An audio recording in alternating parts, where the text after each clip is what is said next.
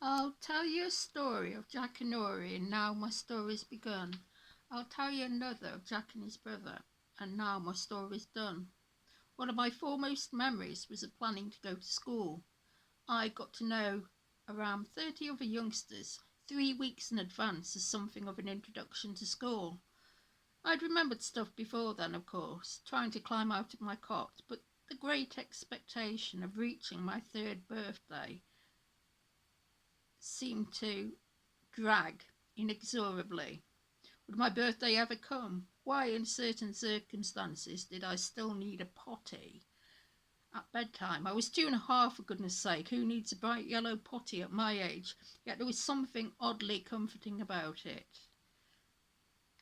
Time really dragged slowly, and that angered me. But what really angered me was that I couldn't use superlatives, as I hadn't yet learnt to swear. But Mum told me I still couldn't speak.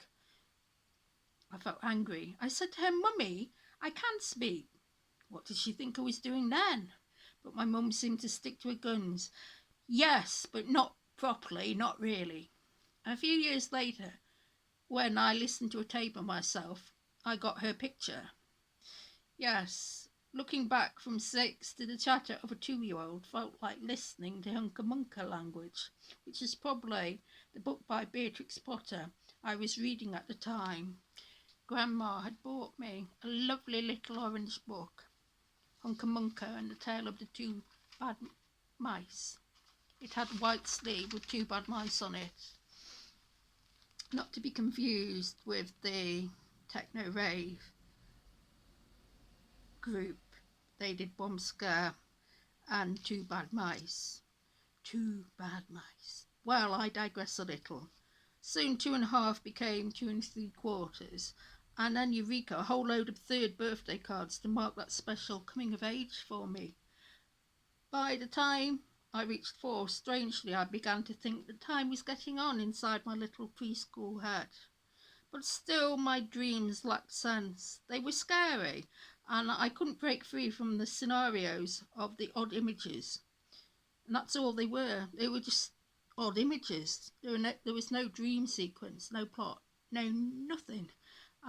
It was just looking back, like on note. It was looking back on notes, which seemed to be on a sliding scale, but they actually looked like glowworms.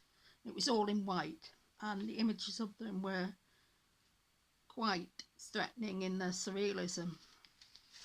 As I came to the end of my 4th year of life, I got to meet other kids, which was a novelty, as I was an only child in a world full of ginormous adults in my family. And these kids were all around my own size, and they were all exceedingly friendly, and they were all different shapes: Tweedledums and Tweedledees, Billy Bunters and Bessie Blues. Some like snails and puppy dogs' tails, others were sugar and spice and all things nice.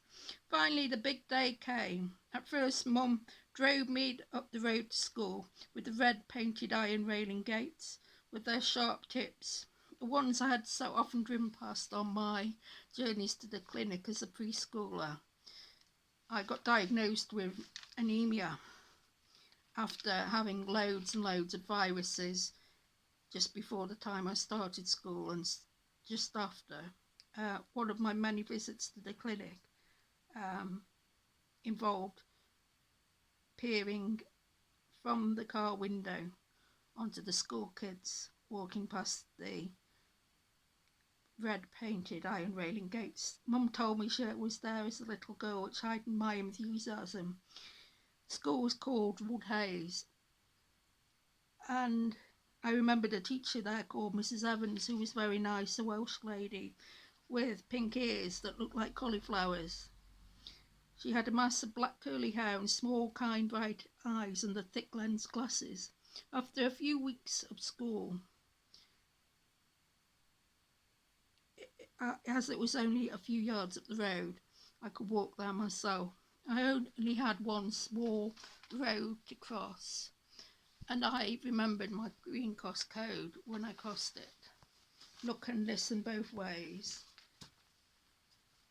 And as it was a drive that was a cul-de-sac, it didn't get very busy. It was called 9 Ashley Drive where I lived. And I always remembered that green cross code before I crossed the road. Look, listen, and await for danger. The scary red gate stood for danger. But halfway through school, well, no, I tell a lie.